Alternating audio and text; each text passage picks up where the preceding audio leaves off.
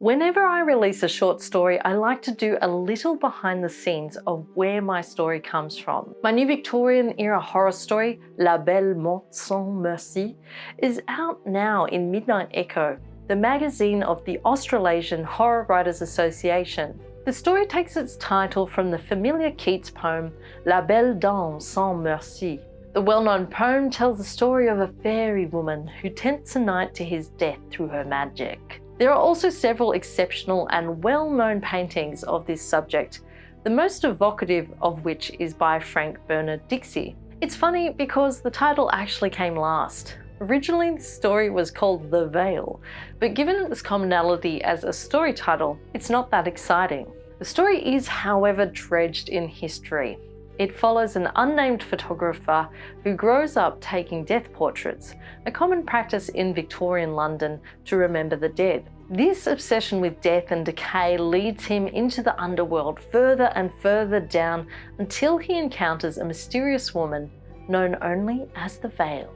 At a symbolic level, I wanted to write a story about the slippery slope argument, and boy does our photographer go downhill fast. The idea of the Veil came from reading Henry Mayhew's The London Underworld in the Victorian period, which was written by Mayhew and his colleagues in 1862. What's remarkable about this book and his other tome, London Labour and the London Poor, is that Mayhew talked to the various characters of London, from street vendors to prostitutes, and documented their stories in their own words. His books are a remarkable source of first-hand information. The London Underworld is quite compelling reading because it documents the hierarchies of prostitution in London, alongside thieves and swindlers, beggars and cheats. His words, not mine. When I had been reading this as research for another novel, I was taken aback by the sheer horror of the story of one particular woman in Hyde Park. During the day, the well-heeled traversed Hyde Park in horse buggies,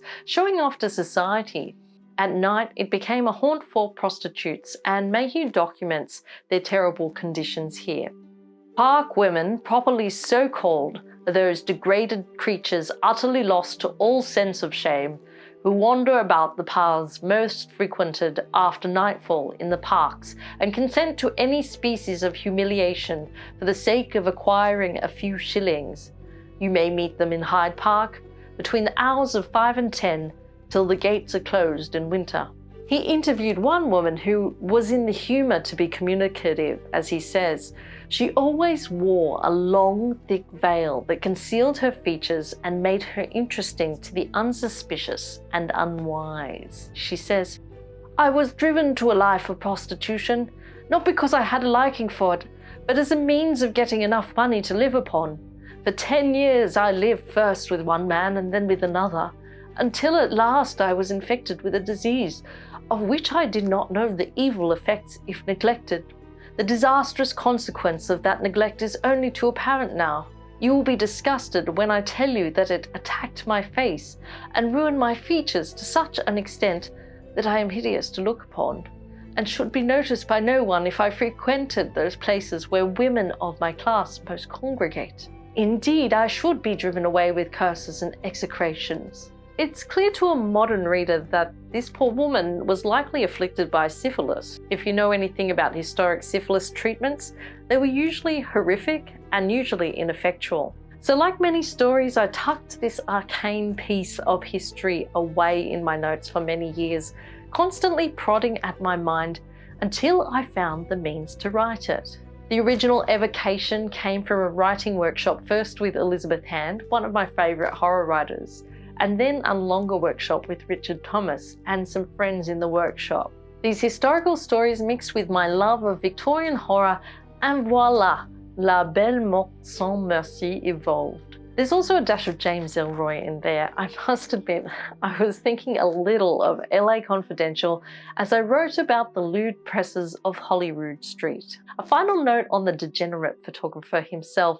Perhaps subconsciously, I had drawn inspiration from what historian Catherine Arnold describes as Mayhew's mission statement, written in the paragraphs after this interview. "One only gets the depravity of mankind by searching below the surface of society, and for certain purposes such knowledge and information are useful and beneficial to the community. Therefore, the philanthropist must overcome his repugnance to the task and draw back the veil that is thinly spread over the skeleton.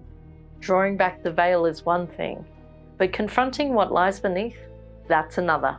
I'm Kat Clay, a Melbourne horror writer. If you'd like to check out that short story, it's in Midnight Echo, available from the AHWA website, and I'll put a link in my notes below. Thanks so much for checking out my video, and I hope you enjoy this terrifying short story.